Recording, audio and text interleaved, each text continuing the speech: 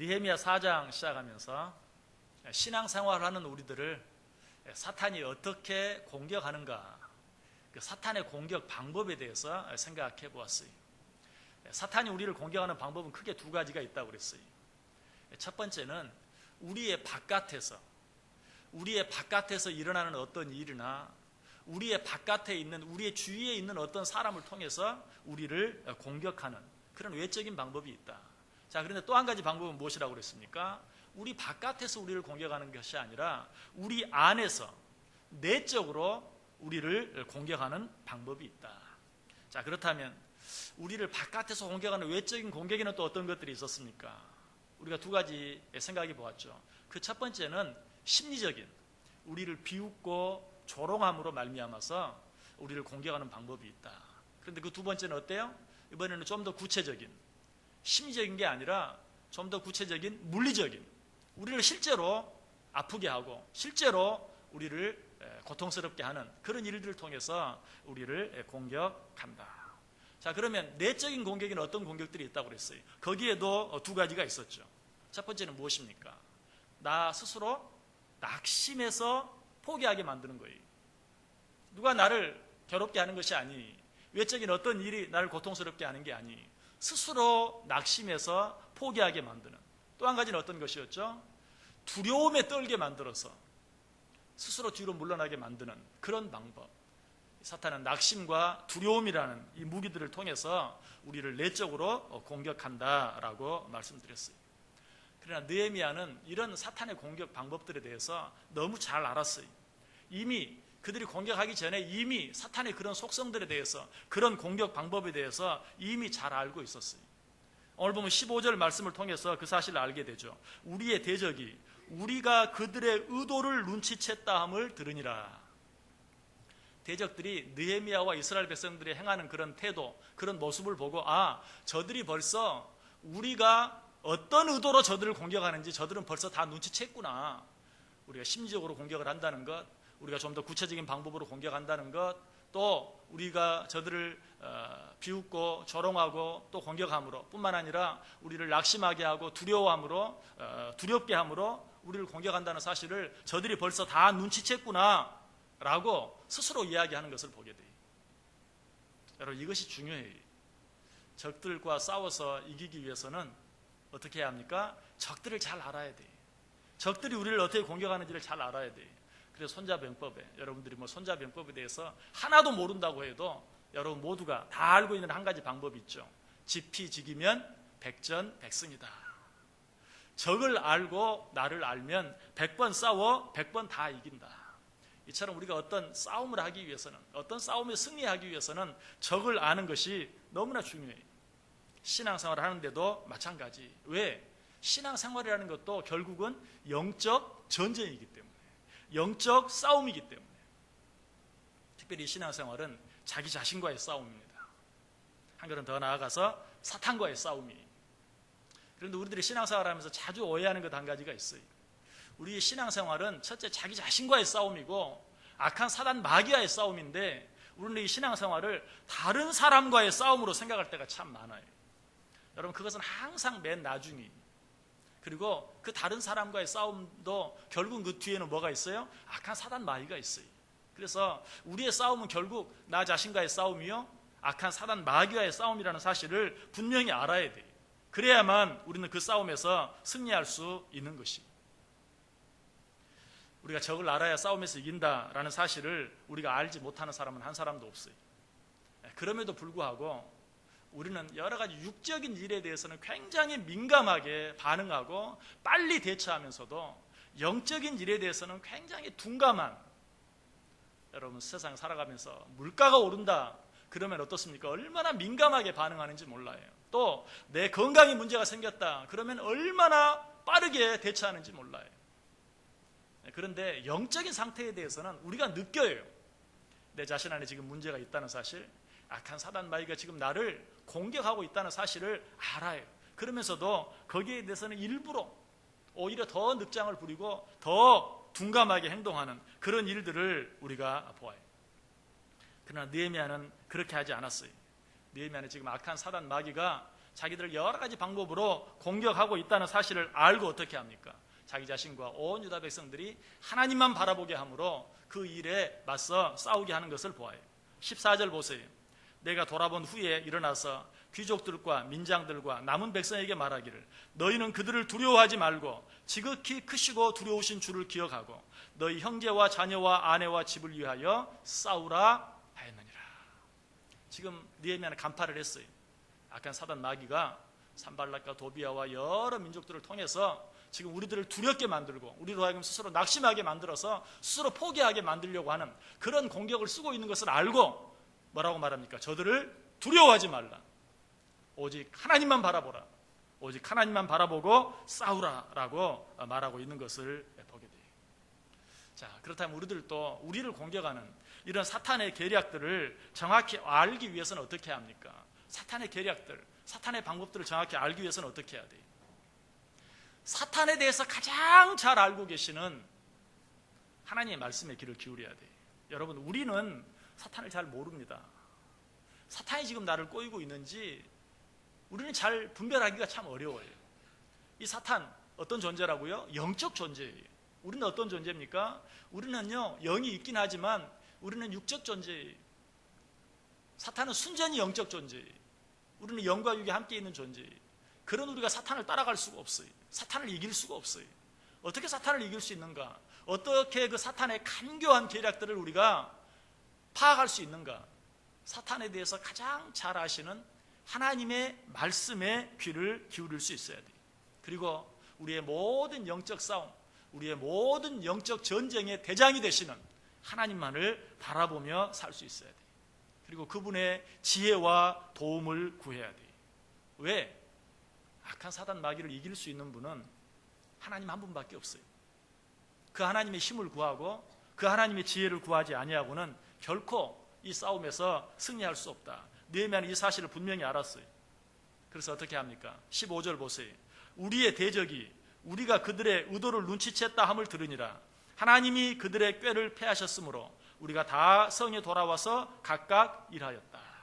지금 느헤미야가 뭐라고 고백하고 있어요? 하나님이 그들의 꾀를 패하셨다. 느헤미야는 알았어요. 무엇을?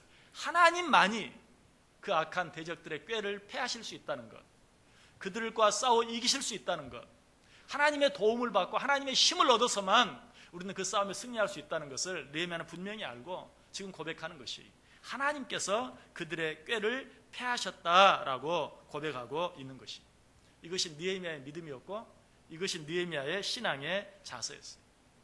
똑같은 사건을 보면서도 믿음을 가진 사람과 그렇지 못한 사람의 견해는 너무나 달라요.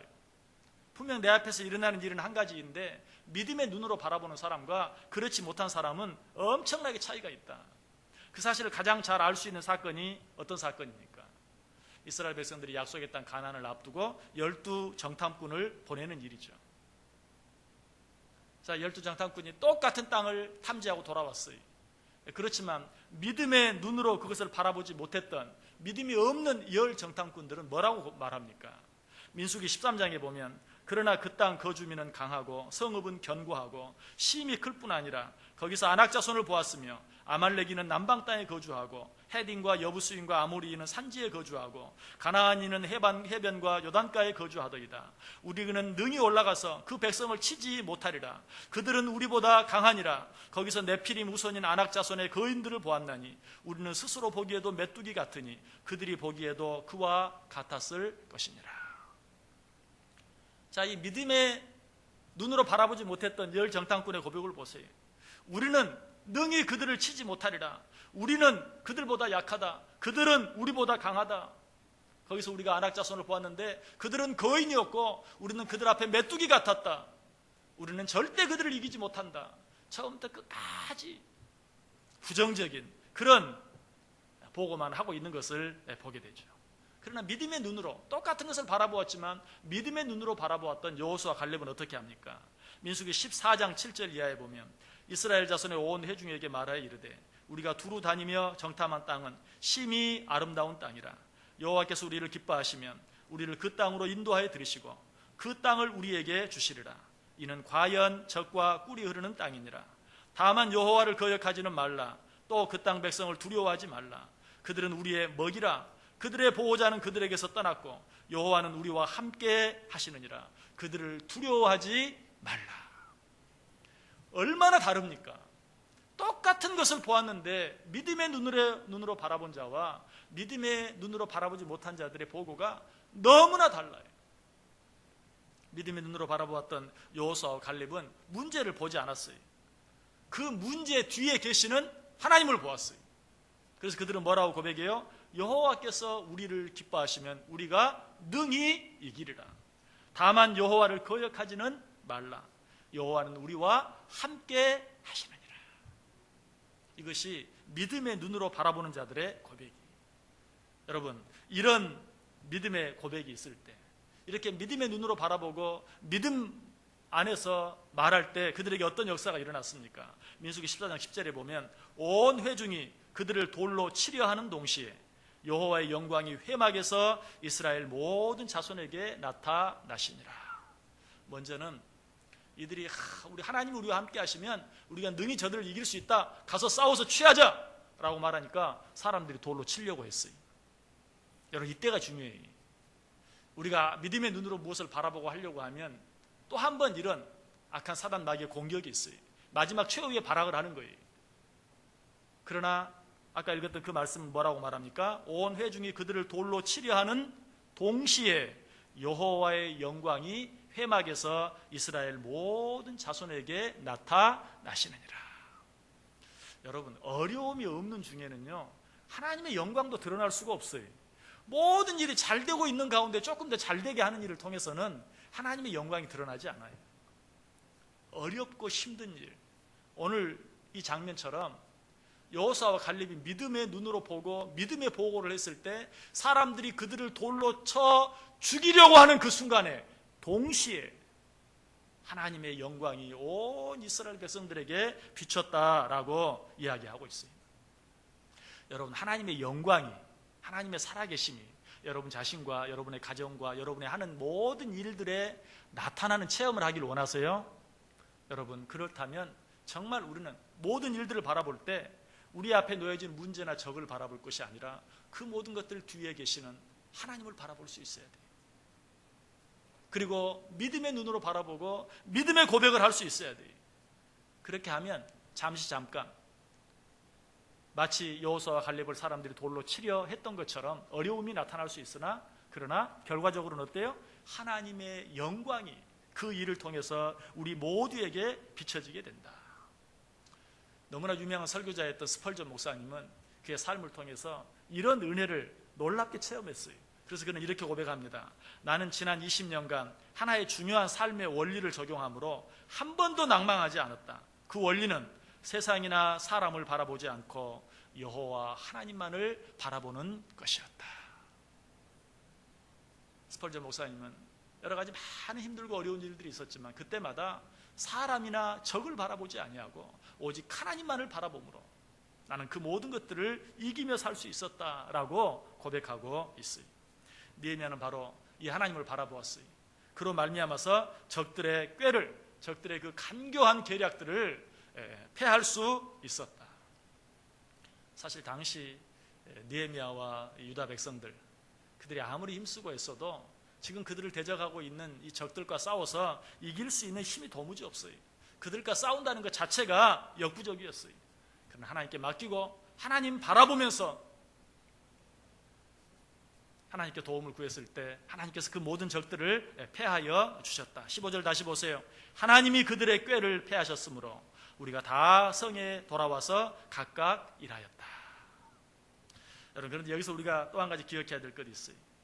우리는 모든 일의 성패가 하나님께 달려있다는 사실을 믿는 자들이, 그러나 그렇다고 해서 하나님의 얼굴만 바라보고 우리는 아무것도 하지 않는 것을 말하는 것은 아니다 라고 이미 말씀드렸어요.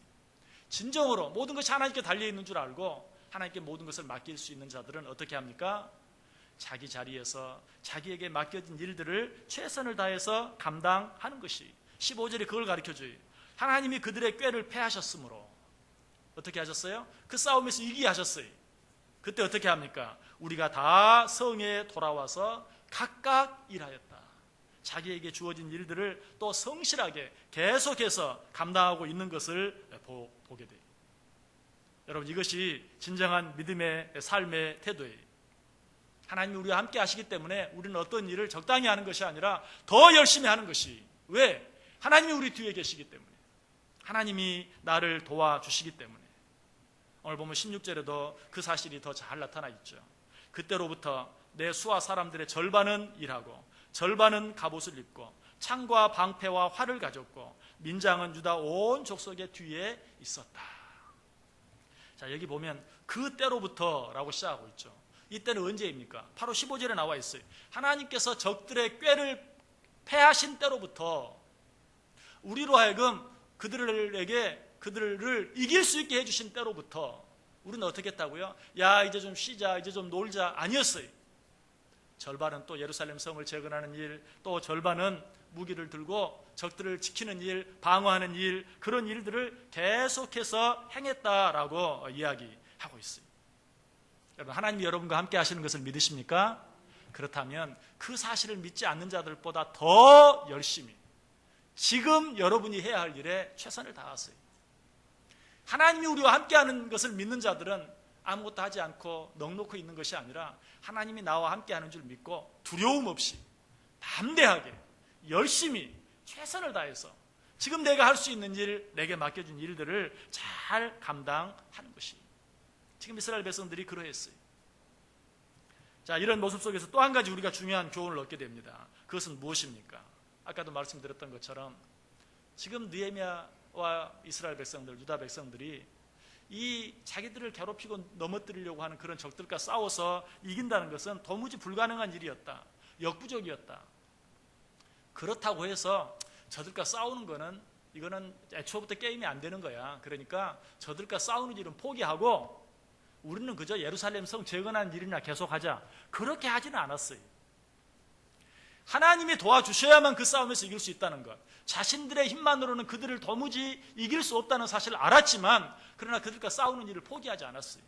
반은 또 반은 어떻게 했어요? 그들과 싸우는, 그들을 방어하는 그 일들을 손에 무기를 들고 계속했던 것을 보게 돼요.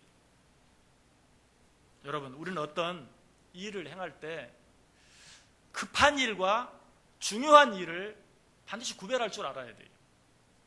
우리는 어떤 문제가 생기면 급한 일에 매달리기를 좋아해요. 그래서 무엇이 더 중요하고 무엇이 더 우선인가 하는 것은 잊어버릴 때가 참 많아요.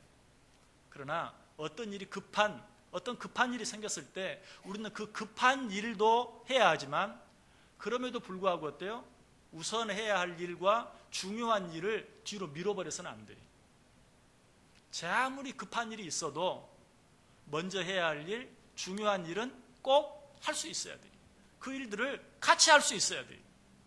여러분, 우리의 삶이 그냥 날마다 엉망진창이 되어버리는 일이 무엇입니까? 갑자기 생각지 않았던 어떤 급한 일이 생기면 그동안 우리가 나름대로 어떤 계획을 세우고 질서 있게 살아왔던 모든 것들이 엉망이 돼버려요. 특별히 신앙생활도 그렇게 될 때가 참 많아요. 어떤 급한 일이 생기면 그냥 다른 거 다 뒤로 하고 그 급한 일에만 매달려서 그렇게 하다 보면 우리의 신앙생활도 금방 엉망진창이 돼버려요. 그렇게 하지 않기 위해서는 어떻게 해야 돼요? 아무리 급한 일이 생겨도 우리가 꼭 해야 할 일, 우선적인 일, 중요한 일, 이런 일을 포기하지 않는 거예요. 왜 그렇게 할 수 있습니까? 하나님이 우리와 함께 하시기 때문에 그렇게 할 수 있어요. 하나님이 우리와 함께 하지 않는다면 우리는 급한 일에 매달려야 돼요. 그 문제를 해결하기 위해서만 온 정성을 다 쏟아야 돼요. 그러나 우리는 뭘 믿는 자들이? 하나님이 우리와 함께 하는 것을 믿는 자들이. 그러므로 급한 일이 있을 때 그 급한 일에 매달리기도 하지만, 그럼에도 불구하고 내가 지금 꼭 해야 할 일, 중요한 일을 포기하거나 뒤로 미루지 않는 것이, 좀 쉽게 얘기해 볼까요? 우리가 신앙생활하면서 가장 중요한 일이라면 어떤 일이 있습니까? 먼저 주일 성수, 얼마나 중요한 일인지 몰라요. 여러분, 우리 한국교회가 위기를 맞고 있는 중요한 이유, 첫 번째 이유는 주일 성수에 대한 마음이 약해졌다는 것이. 주일 성수할 수 있어야 돼요.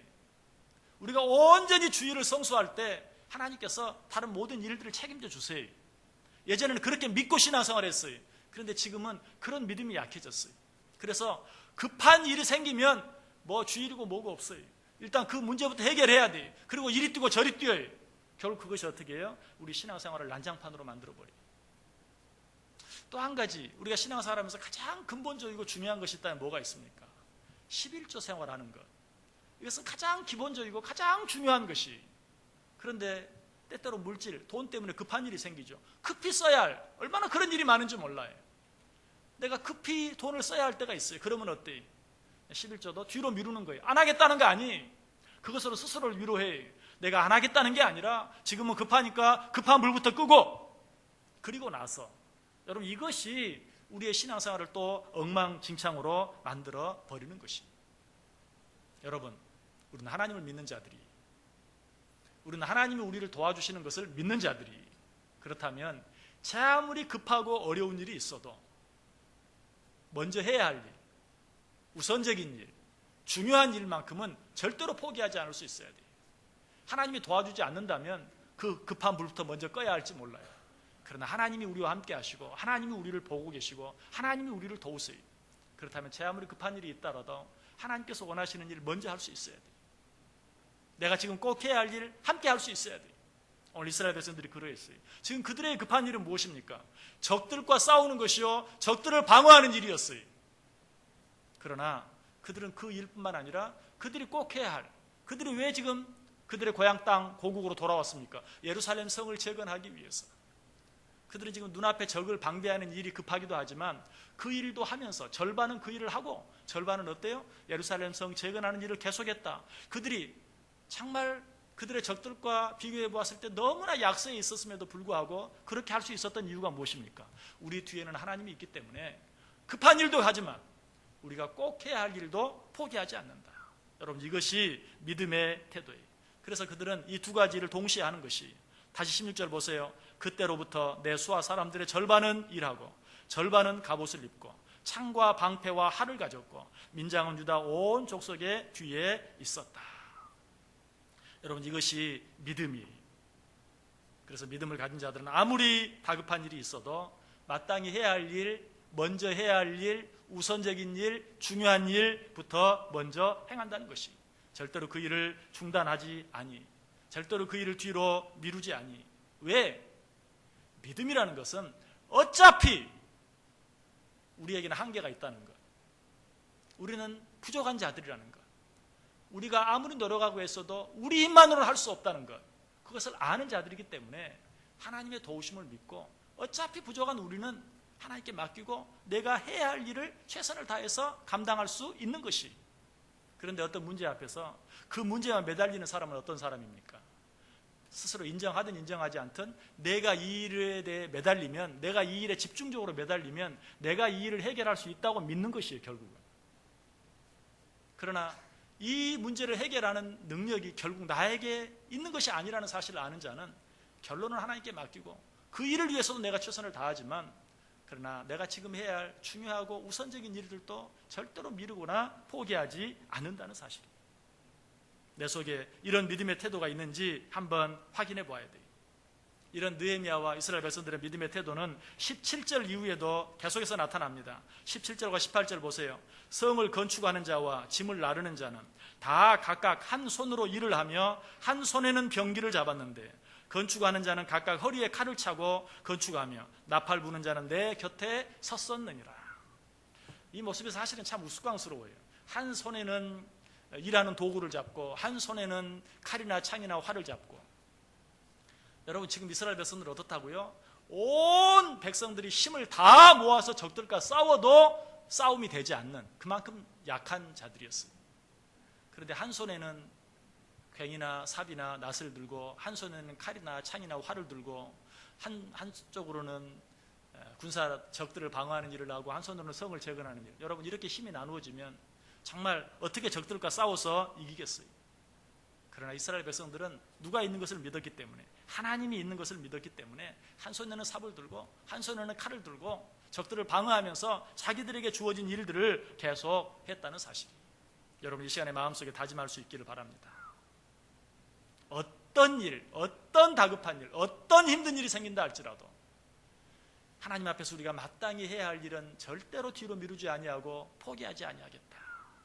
특별히 여러분, 주일 성수, 여름철 휴가철이 되었어요.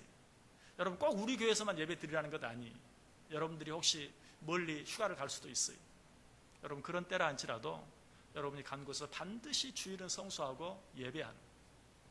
여러분이 혹시 고향에 가십니까? 고향 교회를 방문해서 그곳에서 꼭 예배하는, 주일만큼은 절대로 손해보지 않는, 포기하지 않는 그런 믿음의 태도가 필요해요. 또 11조 생활, 여러분 정말 돈이 얼마나 급한 일들이 많이 생깁니까?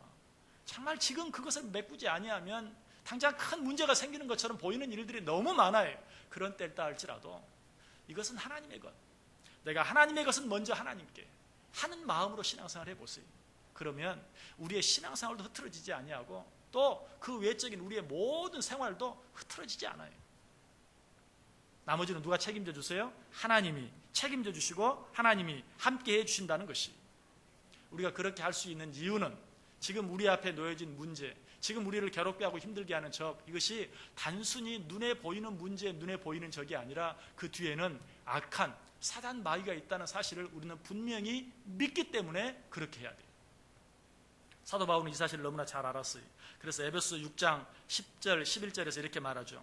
끝으로 너희가 주 안에서와 그 힘의 능력으로 강건하여지고 마귀의 간계를 능히 대적하기 위하여 하나님의 전신 갑주를 입으라.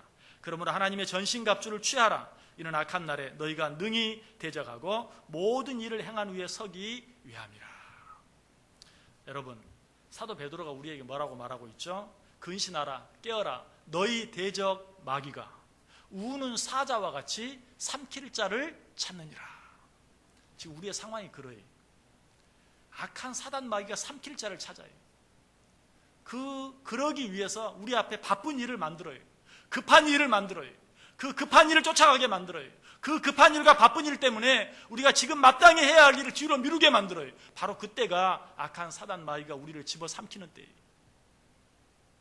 그러므로 너희는 어떻게 하라고 말합니까? 하나님의 전신 갑주를 취하라. 그런 때일수록 더욱더 하나님의 전신 갑주로 우리를 단단히 무장할 수 있어야 돼요. 진리의 허리띠, 의의 흉배, 복음의 신, 믿음의 방패, 구원의 투구, 성령의 검, 이러한 하나님의 전신 갑주로 우리를 무장하고 어떻게 해야 돼요? 오늘 이스라엘 백성들이 한 손에는 삽을, 한 손에는 무기를 들고 적들을 방어하면서 지금 내가 해야 할 일에 최선을 다하는 것처럼 우리도 하나님의 전신 갑주를 취하고 어떤 육적인 일 때문에도 영적인 일에 손해보지 아니하고 내가 지금 해야 할 일에 최선을 다할 때 하나님께서 우리와 함께 해주시고 하나님께서 우리를 도와주신다. 오늘 이 사실을 오늘 본문에서 어떻게 우리에게 표현하고 있습니까? 자, 20절 마지막 부분 한번 보세요. 이스라엘 백성들이 이렇게 했을 때 하나님이 그들과 어떻게 해주셨는가?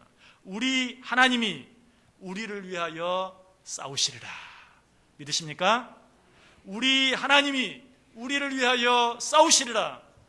여러분, 우리는 우리 적과 싸워서 이길 수 없습니다. 그러나 우리 하나님께서 그 하나님 바라보고 하나님께서 원하시는 일, 내가 지금 해야 할 일 손해보지 아니하고 끝까지 최선을 다하고 하나님께 맡기고 하나님만 바라볼 때 하나님이 우리를 위하여 싸워주신다. 그래서 예수님께서도 우리에게 말씀하세요. 그런즉 너희는 먼저 그의 나라와 그의 의를 구하라. 그리하면 이 모든 것을 너희에게 더하시리라. 여러분, 앞으로 어떻게 사시기를 원하세요? 먼저 그의 나라와 그의 의를 구하세요. 내가 믿음 안에서 나의 영을 위해서 먼저 해야 할 일이 무엇인가를 생각하세요. 제 아무리 급한 일이 생겨도 순서를 바꾸지 마세요. 영적인 일을 뒤로 미루지 마세요. 그 일을 포기하지 마세요. 그렇게 하면 하나님께서 저와 여러분을 위하여 싸워주실 줄 믿습니다. 우리가 먼저 그의 나라와 의를 구할 때 하나님께서 정말 우리에게 우리가 미처 구하지 못한 모든 것까지 부족함이 없이 채워주시는 그 은혜를 늘 체험하며 살 수 있기를 주님의 이름으로 간절히 축원합니다. 기도하겠습니다. 사랑이 많으신 하나님 감사합니다. 세상은 너무나 바쁩니다.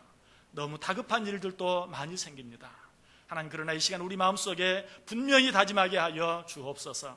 어떤 일 때문에도 나의 영을 위하여, 하나님의 영광을 위하여, 하나님의 나라를 위하여 내가 지금 해야 할 일, 마땅히 해야 할 일, 그 일 뒤로 미루지 않기로, 그 일 포기하지 않기로 마음에 다짐하고 결단하게 하시고, 그렇게 할 때 내 힘으로는 도무지 감당할 수 없는 급하고 어려운 일들 우리 하나님이 대신 감당해 주시고 우리 하나님이 대신 싸워주시는 은혜를 체험케 하여 주옵소서. 예수님의 이름으로 기도드리옵나이다. 아멘.